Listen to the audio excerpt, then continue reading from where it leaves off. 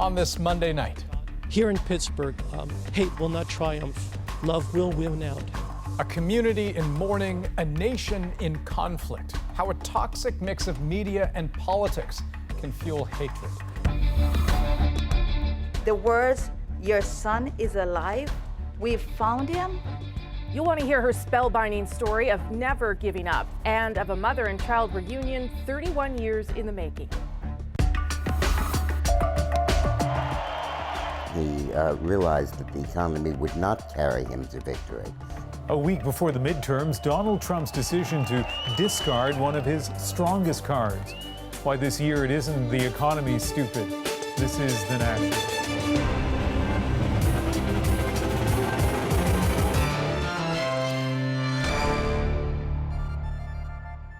Sharpshooters, police officers with dogs, all in position in downtown Pittsburgh today. But not for the reason you might think. That heavy police presence was to protect one man, the very person who struck fear into that city, accused in the worst attack on Jewish people in American history. An armed police escort brought Robert Bowers to his first court appearance today. The 46-year-old arrived shackled to a wheelchair just a few hours after being released from hospital. He's facing 29 federal counts, including hate crimes. The judge advised him of the charges against him. He is detained in jail without bond.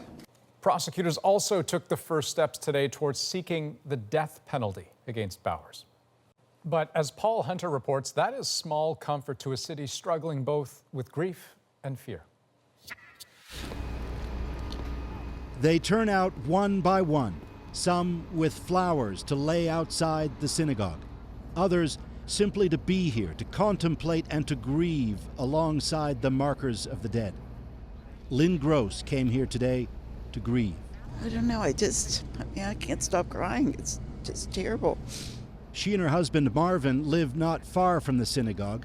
As police today continued their investigation inside, they tried merely even to understand. There's a lot of people in this world that have hate for a lot of other people. And I guess that's what happened here. I think we need to protect ourselves. It's the other thing, which is really scary. I've never felt scared, like I needed to protect myself. I always felt safe. Feeling unsafe is a terrible feeling. In America? In America. This was in September. In the photo, Joyce Feinberg on the right. Joyce had lots of good friends because we all loved her. Feinberg moved to Pittsburgh from Toronto decades ago and was one of the 11 killed in that synagogue Saturday. As I walked in the door, I got a phone call from Joyce's son saying, "There's something happening at Tree of Life. Do you know anything about it?" Feinberg's best friends, Dodie and Ralph Roski, gutted by how that day turned out, have seen the U.S. lately take an ugly turn. There's just been a change in tenor in the country for the last 2 years. I'm sure that Trump himself is not an anti-Semite. I think there's no evidence of that on his part. But he is stoking up a resentment against otherness. Meanwhile, as Pittsburgh mourns, many wonder, is it now forever changed? Say the Roskis, Saturday's attack will not defeat this place. It makes people stronger. It makes people care more about each other. They're remarkable. Echoed today outside that synagogue, where the rabbi who called for help from inside the synagogue Saturday told CBC in the 2 days since he's had support from around the world. Jews, Muslims, Christians, Sikh, every religion imaginable with support and love, which is so reassuring to me. It tells us that here in Pittsburgh, hate will not triumph. Love will win out the day. Hate is not welcome in Pittsburgh. And tomorrow, Andrew, funerals begin for some of those killed. There will be more to follow through to the end of the week. And Paul, just on that note of love winning out, we know more about what happened to the suspect after he was shot. Yeah, remember last night we were talking about how Bowers was under guard in hospital recovering from wounds in the police shootout that ended the rampage in there? Well, it turns out, even as he was still shouting, "Kill all the Jews," the first 3 hospital staffers to treat him were Jewish. They did it without question, just doing their job, taking care of sick people, even him. CBC's Paul Hunter in Pittsburgh tonight. Thanks. And as vigils continue in Pittsburgh tonight, leaders in Jewish communities across Canada held their own events honoring the victims of this weekend's shooting. This could have been me. I go to synagogue and pray. I go to Jewish events. These types of things are not okay. They're not okay in Pittsburgh. They're not okay in Israel. They're not okay in New York, even St. John's, Newfoundland. We all need to take a stand against anti-Semitism.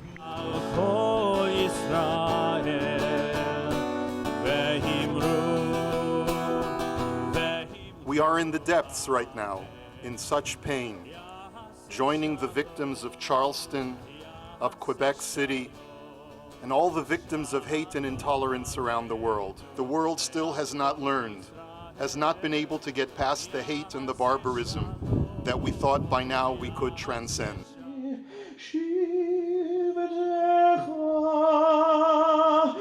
We continue to strengthen the bonds between each other, within our community, between our communities. That's what we do. We continue to be Jews. We continue to be proud Jews. The man accused of this mass murder didn't hide his animosity towards Jewish people. Just hours before the attack, he posted an online comment about HIAS, a group founded in the 1880s to help Jews flee persecution in Russia and Eastern Europe. I'll read you what he wrote.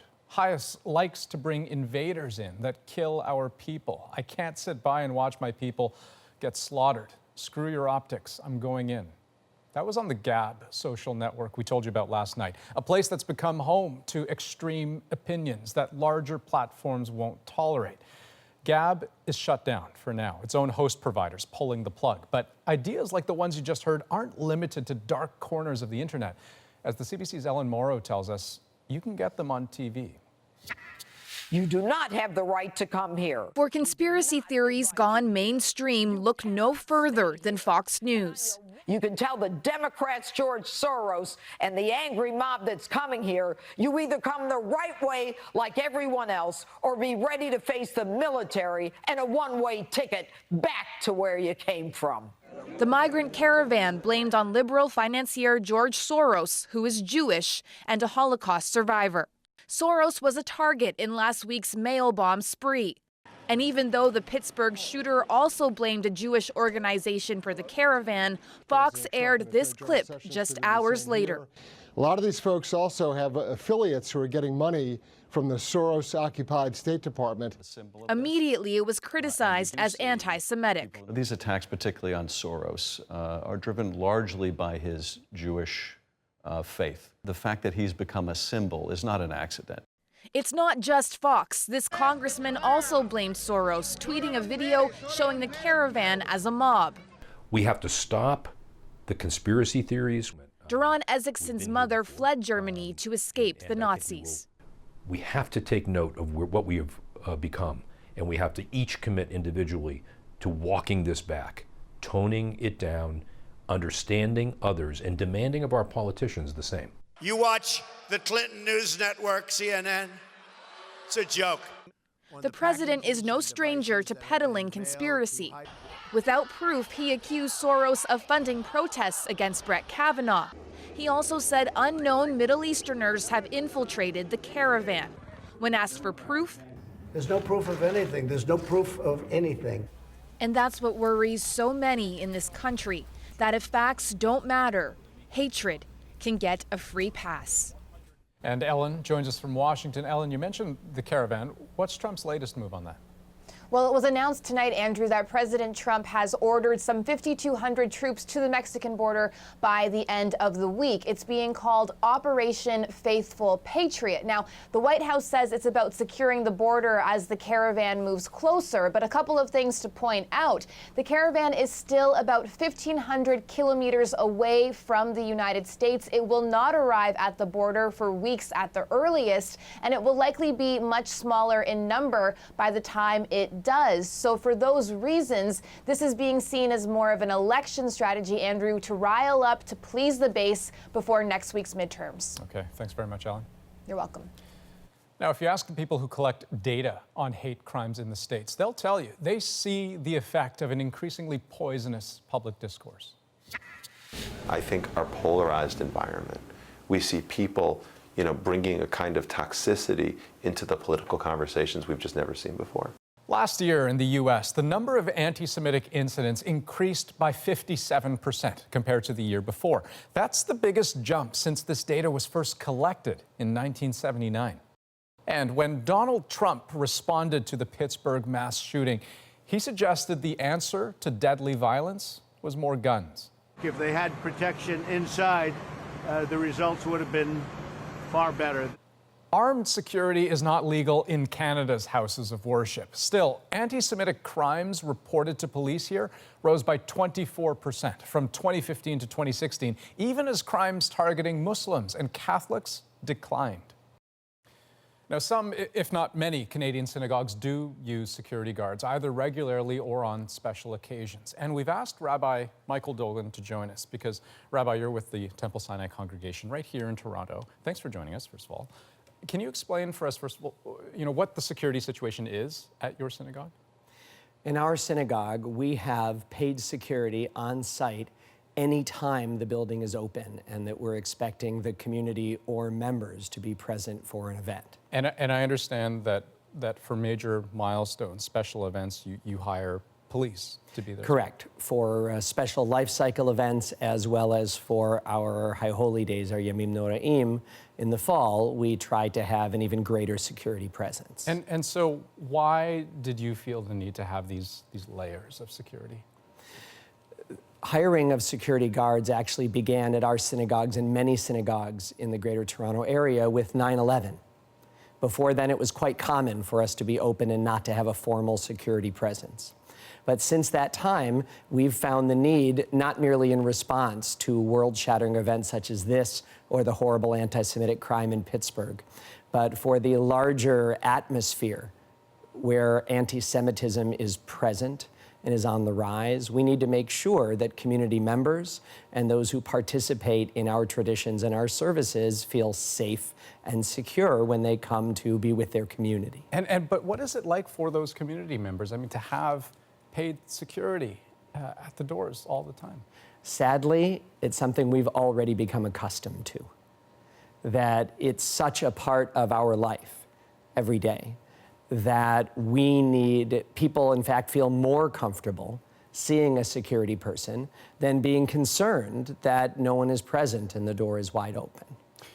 And I'm curious because I still wonder if in hiring paid security to be at the synagogue at all times whenever those doors are open, whether you feel like you've given something up, that perhaps you've paid a steeper cost than simply the cost of hiring security. Mm-hmm.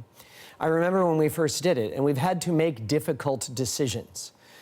There were those who urged us to have cameras at the doors and to buzz in every individual.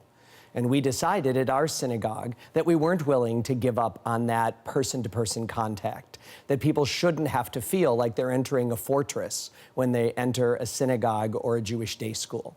And so you're right, we did have to make decisions about how much we were willing to give up in order to provide our community members with that feeling of security they so richly deserve. Okay, we'll leave it there. Rabbi Dolgan, it was good to talk to you. Pleasure to be with you. And one last note on this story. The American Jewish Committee is calling on Jewish communities across the country, along with elected officials, religious and civic leaders, and other allies, to flock to synagogues this coming Shabbat, from sundown Friday to sundown Saturday. The nationwide campaign is called Show Up for Shabbat. It's meant to show that people won't be scared away from showing their faith and their identity. Turning now to a CBC News investigation. When a Winnipeg woman left her abusive husband, she hoped she'd feel safe again. But that sense of safety, especially in her own home, was shattered when she made a horrifying discovery. Katie Nicholson investigates. The crude hole in this wall, a clue as to why this woman doesn't live here anymore. It just made me realize how unsafe I was in that house. We're concealing her identity because of a court-ordered publication ban. In April, she was lying on her bed when she saw an electrical outlet she'd never noticed before. I was like, something is off. There's something in that thing. So I tried taking it out, but I was so scared because I thought, maybe it's a bomb. Police arrived, no bomb, but a bombshell. 2 hidden cameras tucked into the walls of her home. This one in her bedroom, and one with a clear view of the living area. Search warrant documents reveal police lifted a fingerprint from this blue tape used to hold the cameras in place. They say it belongs to her ex-husband. He's now in custody, awaiting trial on numerous charges, including break-and-enter, voyeurism, and breaching a court order to stay away from her. He was right here, in this very house, where we get dressed, where we eat, where we laugh, where we cry, where we do everything. I felt so violated. This is an Nest Cam. It's the same brand that was pulled from the walls of the woman's house. It live streams to any device, and whatever it captures is saved in the app for days afterward. It's what those cameras caught that made the violation worse. Shortly after they were discovered, her ex's family called her family in Pakistan with vivid descriptions. They tell my mom the positions that I've had sex, who I've had sex with. I should be stoned to death for committing adultery. She asked Winnipeg police for help retrieving and destroying those images. She says they told her it wasn't within their jurisdiction. The internet is nobody's jurisdiction. But Winnipeg Police Service says they are exploring all options to help the woman. RCMP in Ottawa say they can connect Winnipeg police with police in Pakistan through Interpol to help with the investigation. All they have to do is ask. She worries it's too late. People need to act fast on it, because if it's one click away, I don't know how many times they've shared it in Pakistan. Katie Nicholson, CBC News, Winnipeg. We are live and watching these stories tonight. The man accused of mailing at least 14 bombs to critics of President Trump made his first court appearance in Florida. 56-year-old Cesar Sayoc remained largely silent as the judge read the 5 felony charges against him. U.S. media is reporting he had a list of more than 100 potential targets and that the FBI is working to notify each of them. Tonight, in an interview with Fox's Laura Ingraham, the president said his rhetoric did not inspire Sayoc. Look at his medical records. He was insane for a long time. Bernie Sanders had a fan who shot a very good friend of ours, Steve Scalise, and other people. He was a total maniac. Nobody puts his name in the headline, Bernie Sanders in the headline. The president continued to embrace the label nationalist, which he says does not connect him with white nationalism. In Indonesia, where it's Tuesday morning, we're watching for word on what might have caused yesterday's crash of a Lion Air jet. The Boeing 737 MAX 8 was carrying 189 people when it plummeted into the Java Sea just 13 minutes after takeoff from Jakarta. Airlines in Indonesia have been plagued by safety concerns over the years, and today the Australian government advised its officials not to fly Lion Air or its subsidiaries until the cause of this tragedy is determined. Also tonight, a jury has found Rohini Bisesar fit to stand trial. She's charged with first-degree murder in the stabbing death of Kim Junor. It happened inside a Shoppers Drug Mart in Toronto's underground PATH system in 2015. Today, a forensic psychiatrist told a jury Bisesar suffers from schizophrenia but is now in full remission. Her judge-only trial begins on Friday. Still ahead on The National, Keith Bogue goes in depth into Trump country. and dives deep into the president's strategy for winning next week's midterm elections. Plus, stronger than hate. We speak to the man behind the symbol that's being shared around the world for Pittsburgh in our moment. And next, an incredible story out of Toronto where a mother and son separated for 31 years have been reunited, and tonight, getting to know each other. I cook for him. Can you believe it?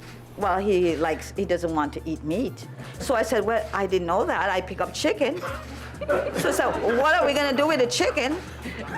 He said, you know what, Mommy? Cook the chicken. I'm gonna eat the chicken.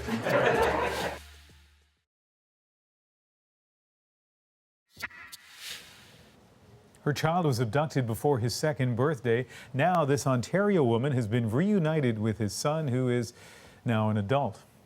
He and his father had been living for decades in the United States under false identities. Over the weekend, mother and son met each other again. Ron Charles now on a reunion neither expected.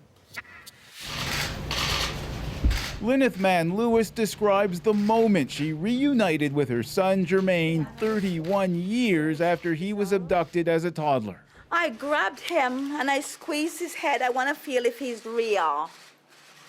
I touched him. I said, oh my God, my baby. Her now 33-year-old son's reaction? He looked, oh, Mommy, you have my eyes. And he hugged me and he kissed. You have my eyes. He hugged me and he kissed me. And we held there for a long time. Police say Alan Mann abducted his 21-month-old son during a court-ordered visit in 1987 and headed to the U.S. to live under assumed names. Where they lived basically a life of lies as to who they were and what they did. Unbeknownst to Jermaine, he was under the impression that his mother had died shortly after birth. And I sat there and I waited for her. For 3 decades, Mann Lewis worked with the Missing Children Society trying to find her son. Lyneth and her family have been a tower of strength and perseverance. Canadian police want to extradite 66-year-old Alan Mann on an abduction charge. Mann Lewis learned about the break in the case on Friday. Words couldn't express what I felt. The words, your son is alive, we found him.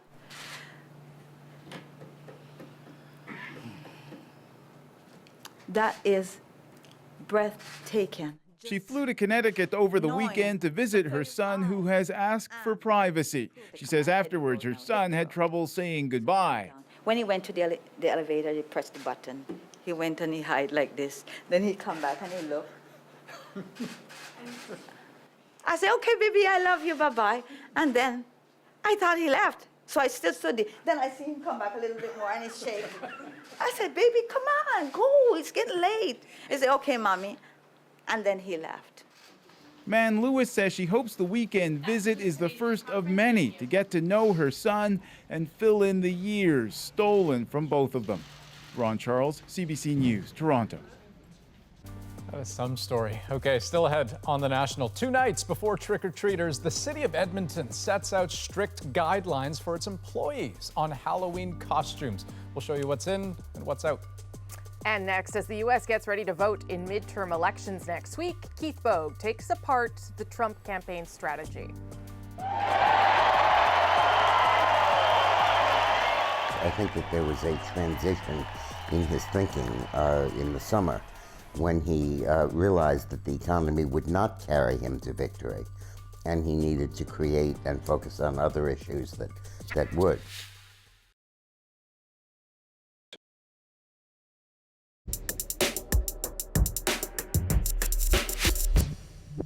There's more opportunity and security to invest in the ones that matter.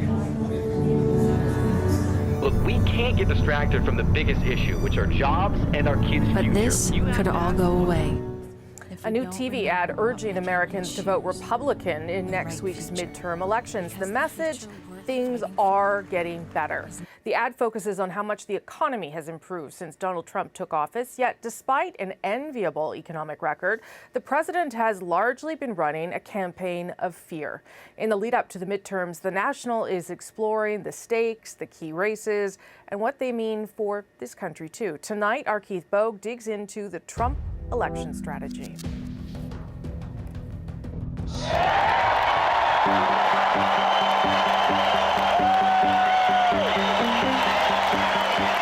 As they did throughout the 2016 campaign, the most devoted of his supporters cheerfully wait hours for their champion to arrive.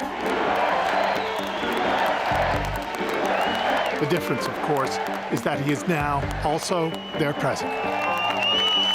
But in ways that are both important and odd. Trump's presidency seems to make little difference to Trump himself. He appears unaffected by the office he holds.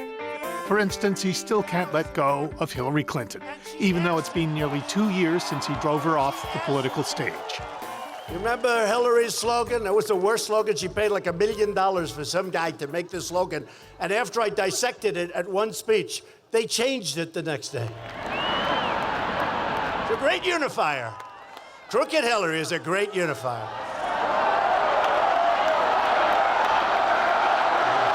It works, of course. Trump thrives on battling enemies, real or imagined.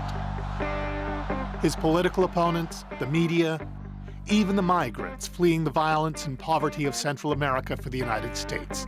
He's depicted their caravan as a cover for criminals and terrorists, and he loves it. And remember, it's going to be an election of the caravan. You know what I'm talking about. While many would argue he deserves credit for an economy that's doing well, it gets only a few lines in his speech. The unemployment rate just fell to the lowest level in over 50 years. I think that there was a transition in his thinking in the summer when he realized that the economy would not carry him to victory, and he needed to create and focus on other issues that would. Over the years, Dick Morris has been a pollster, political operative, and commentator. He's a Republican who, during his brief interlude as a Democrat, Time magazine described as the man who has Clinton's ear. It was during his time advising President Clinton that he discovered how useless a good economy is as a campaign message. In 1992, Clinton had won the presidency by campaigning on the economy when it was bad. His backroom operatives famously reminded campaign staff there was only one issue: it's the economy, stupid. By 1994, Clinton wanted to take credit for having improved the economy in his campaign before the midterms. He wanted to tell people all about the jobs he'd created and the progress he'd made and all kinds of things like that, lowering the deficit and so forth. And he asked me to do a survey for him right before the election. And I came back to him and I said, nobody will believe you did any of those things. They don't think you did. And Clinton said, but I did increase the growth rate. I did create those jobs. I did improve the economy. And then Hillary grew frustrated with him as well. And she said, Bill, stop trying to get elected for the right reasons. But he wouldn't listen, and he went straight ahead and campaigned on his achievements. And nobody bought it, nobody believed it. I hereby end 40 years of Democratic rule of this House. Under Clinton's leadership, the Democrats lost. Republicans took control of the House for the first time in 40 years. It was the beginning of a fundamental shift in U.S. politics. After 1994, Republicans kept control of the House for 20 of the next 24 years. Now, with Democrats favored to win back the House, Trump has settled on a message to divide the electorate. In Missoula, Montana, he rolled out a new characterization of Democrats as a mob. But the choice could not be more clear. Democrats produce mobs. Republicans produce jobs.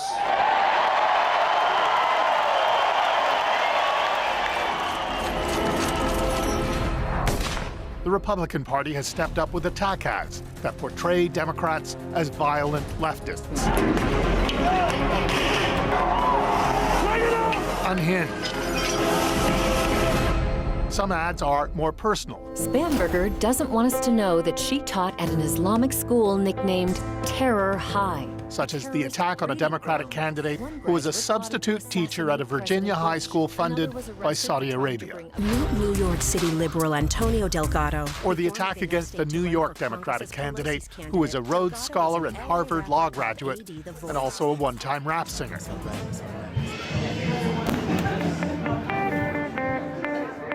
This is the Missoula, Montana chapter of the unhinged mob of Democrats that Trump and the Republicans have warned against.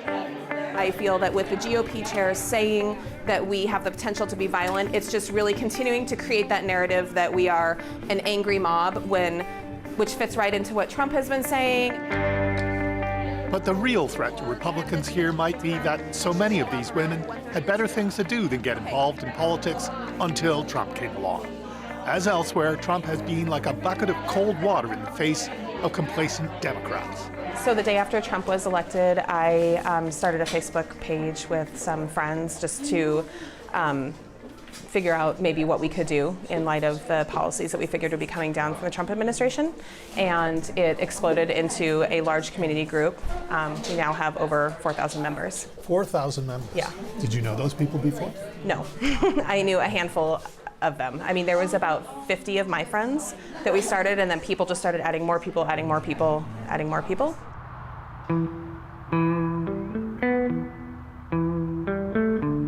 There's a very clear limit to how anti-Trump Democrats can be in Montana, a state Trump won by 20 points. There are only 2 federal offices on the ballot in this sprawling but sparsely populated state, and one of them is the Senate seat held by Democrat Jon Tester. Defeating Tester is the reason Trump has made 3 trips to Montana so far this election. But when Tester's asked about Trump, he points out he's been able to find common ground with the president, especially through his work on the Veterans Affairs Committee. We put some bills in front of him on the VA and he signed them, and I appreciate that. I think they were the right thing to do. In the same breath, though, on the other side of the coin, if you take a look at what's happened with tariffs, being a farmer in Montana, it scares the hell out of me. That's how Tester keeps the support of Mick Ringsack, who voted for Trump in 2016 and says he'd do it again if the election were held tomorrow. He appointed me as the regional administrator. Ringsack has been involved in politics since he was 15 years old. He describes himself as an Eisenhower Republican, meaning he's to the left of today's Republican Party, and that puts him pretty close to Jon Tester. 2 things. One, he works both sides of the aisle. He's a moderate, and his character. And he's a 4th generation Montana. And he's the last active farmer left in the United States Senate. His attitude toward Trump is somewhat more complicated. Every day that goes by, I feel a little better and have less respect for him than I had the day before. You feel a little, I'm sorry, did you say you feel a little battered or a little better? I didn't. Battered's probably the good word, but sad is the word. I had great expectations. One thing you can say for him is he's kept promises that he made. Well, I'm not sure that that's all good, but no, I just, what I think is, it's a sad commentary on the state of the union that this is what we have for a president of the United States, but it's better than what we would have had. In the final weeks of the campaign, Republicans got an unexpected shot of adrenaline from the controversy around Brett Kavanaugh's confirmation as a Supreme Court justice. I think a huge change in the election was the Kavanaugh confirmation. Again, Morris sees a lesson from the Clinton years, this time from the 1998 midterms. Clinton was embroiled in the Monica Lewinsky scandal, and the Republicans, led by Newt Gingrich, were pressing for impeachment. The Republicans showed their true face in 1998 with their impeachment. Voters, particularly younger voters, parents, said, for God's sakes, I don't want my 10-year-old to learn about oral sex on the nightly news. Get that stuff off of there. Don't talk about it. And the Republicans would keep focusing on it. Things were happening out there that none of us fully understood. Republicans actually lost seats in the House that year, an almost unheard of result in the 6th year of a presidency for the opposite party. Now I think people are looked at the Kavanaugh hearings, and they saw an angry, hostile, virulent, aggressive, righteous, Democratic minority that they just didn't like. And they saw it as being very much overreaching with no real evidence to back it up. And I think that triggered a backlash that I think may animate the turnout of Republican voters and may give Trump the victory in the election. Montana has too much open space to be a big player in national politics, so it's partly a measure of how important a single Senate seat is to Republicans that Trump has visited here as often as he has. Partly. And then a couple of weeks before, Montana also offers Trump something not available to him anywhere else, or at least not yet. The opportunity to yuck it up with the congressman convicted in 2017 of assaulting a news reporter who simply asked him a question about health care. Greg Gianforte. And by the way, never wrestle him. You understand that? Never. Any guy that can do a body slam, he's my kind of... Only Trump would consider such a tactic smart politics in an election campaign. My God. But these Republicans, well, they loved him. Keith Bogue, CBC News, Washington. And we will continue bringing you in-depth coverage on the midterms, including why it matters to Canadians, all the way up to our special election night coverage next Tuesday.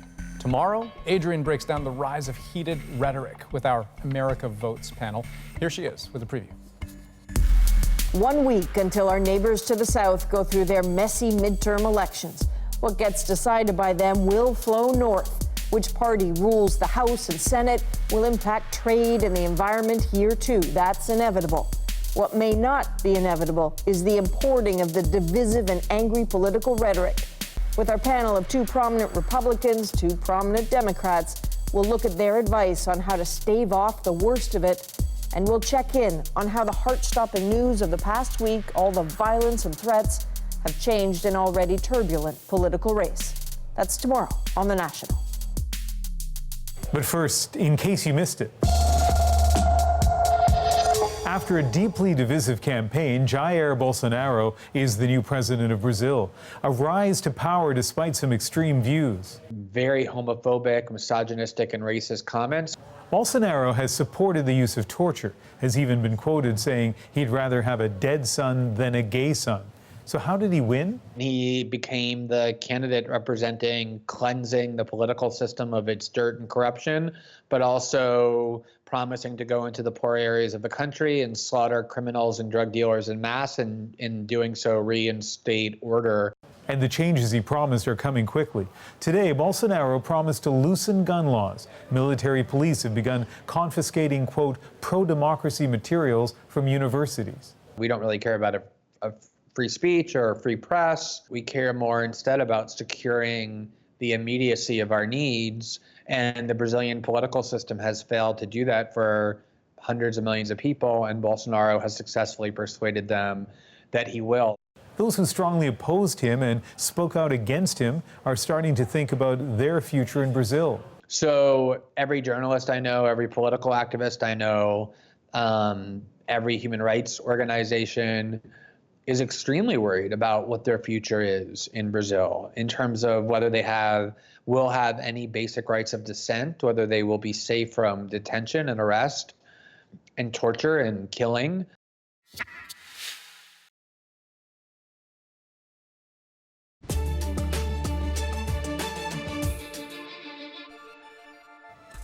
Some breaking news out of New Zealand tonight. A magnitude 6.1 earthquake has just hit near New Plymouth. That's about a 5-hour drive from the capital, Wellington. There are reports the parliament there was briefly suspended and then resumed. Also tonight, the man accused of shooting and killing 4 people in Fredericton in August appeared in court again. This time, the Crown asked that Matthew Raymond get a psychiatric assessment to determine whether he's fit to stand trial. Raymond has yet to enter a formal plea, but he told a judge last week he's not guilty by reason of temporary insanity. One of Europe's most powerful politicians is giving her employers a long job notice. Angela Merkel says she'll stay on as German chancellor until her term ends in 2021, but that she'll step down as leader of the Christian Democratic Union by the end of the year. This is her 4th term, and after the party's poor showing in recent local elections, Merkel says it's time to start a new chapter. Also tonight, that bright orb you see there on the right is Earth, as seen from the Parker Solar Probe as it speeds towards Venus en route to the Sun. Just 78 days into its mission, the Parker has set a new record for closest approach to the Sun by a human-made object. The previous record set by a German-American spacecraft in 1972. I'm just so glad my name came out of there. Maybe I'll go buy a lottery ticket, or maybe that was my luck for today. Well, it did come down to the luck of the draw. After a judicial recount ended in a tie vote, Cindy Fortin was re-elected mayor of Peachland, BC, after her name was picked out of a box. Her challenger, Harry Goff, accepted the defeat, congratulated Fortin after her name was announced. The Today Show hit the air this morning for the first time since NBC announced Megyn Kelly would no longer be a host. Kelly was polled after wondering on air why it is considered racist to wear blackface at Halloween. NBC still hasn't said whether there's any kind of future for Kelly with the network, but her comments have reinvigorated debate about costumes and their meaning. And it's something the city of Edmonton is trying to clarify, putting out guidelines for employees on what is and is not acceptable. The CBC's Rafi Boudjikanian explains why they were necessary. 2 days to Halloween, the hunt for the perfect costume is on. Matt Adam identifies as Cree. He says he's well aware of racism, but the problem is bigger than an offending outfit. No worse discrimination than just dressing up as an Indian for a day, okay? But some still don't get it. Over the weekend, the City of Edmonton manager showed off her non-Indigenous husband's costume on social media. A period-accurate Métis Voyager outfit, complete with moccasins and sash. And here's what's wrong with it, according to this Indigenous reconciliation activist. It's about the dominant culture interpreting what it means to be another culture without having to experience the racism. Jimmy reproduced the pictures on her group's Facebook page, setting off a debate about cultural appropriation. The city's tried to define it with guidelines for its employees, asking them to consider points such as, do I plan to lighten or darken my skin color? Or the admittedly more vague, would any accessories be emotionally triggering to any communities? Back at the Halloween store, all a little much for Tanner Archuk, who identifies as Métis. I would much rather have someone, imitate my culture and then forget about it entirely. But this workplace expert says there are some obvious steps to follow. We want to think about types of costumes that aren't attached to race, ethnic groups, sort of a history of trauma, or even gendered costumes. Advice it seems the Edmonton manager will follow. She's apologized publicly for hurting Indigenous people. The city says it's accepted it. Rafi Boudjikanian, CBC News, Edmonton. Another controversial Halloween trend is taking a pop culture reference and making it sexy. There was an outcry on social media earlier this year after an online retailer gave The Handmaid's Tale a sexy spin. If you haven't seen the show, and you should, handmaids are assigned to elite families and they're groomed in sexual servitude. The company pulled the costume and issued a statement saying they never meant to offend. Okie dokie. Where do you go from there? Okay, next on The National, our moment in Pittsburgh. The helpers, the hopers, the doers, how people across the community are reaching out to others. It was nothing that I had really intended to share broadly. My Facebook page is locked down. Only friends can see it. And it really was only after the request of a few friends requesting that I open the image up public and share it that it then started to snowball from there.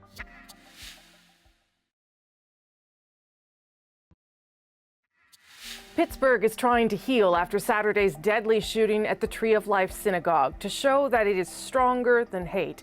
And how you do that is different depending on who you ask. For some, it's about lining up to donate blood to help the victims. For others, it's handing out flowers and hugs to complete strangers just because. And for faith leaders, it's about coming together in solidarity with the Jewish community, just like the Muslim community of Pittsburgh, raising over $70,000 for the victims and their families, and still prepared to do more. If it's people outside your next service, protecting you, let us know, we'll be there. And for Tim Hines, it was about creating an image with a message. He hadn't meant to make it public at first, but it's since become a symbol for the aftermath of that shooting in Pittsburgh. And that is our moment. Really just started doodling on my computer. It was something that was fueled by emotion. The basic image itself is from the logo for Steel, which everyone knows is a big part of Pittsburgh's history. Even before there was a football team that used the logo, it's something that's the fabric of Pittsburgh. It's woven in our DNA. We don't break easily. And that was a strong metaphor that was evident in the final design. I think obviously, it was important to pay tribute to the victims and the Jewish community, which is so vibrant within the city of Pittsburgh. And then I wanted, as far as the words "stronger than hate," I wanted it also to be a rallying cry for those that saw it. Every time that it's used, every time that it's shared as an act of love, and it counters the act which inspired it. And to me, that's a win. And just on that last point, I mean, Tim says people from all around the world have asked them, hey, can I use your image? Should I credit you? And he said, no, you don't have to credit me. And yes, of course, you can use it. This is for Pittsburgh, and this is for everyone who loves Pittsburgh. And some of the other things they're doing in Pittsburgh, they have a website that's called Mitzvah for Pittsburgh. Mitzvah meaning good deed. And there's like 1,800 people have signed up to try and just do something for other people. You have to think an attack like this could easily make a community, in this case the Jewish community in Pittsburgh, feel like it's alone, wondering if the rest of the community is reaching out to it. So we saw lots of examples of that. And what could be more of a sign of community unity and support than the symbol for Steel, and especially the Steelers, right? The beloved home team NFL squad. And there's so many, the coach, Mike Tomlin, lives, I think, about 1 kilometer away from the synagogue. Remember, the front office has a brother who died in the shooting, so lots of family connections and a family certainly that has come together. That is the National for Monday, October 29th. Good night. Good night.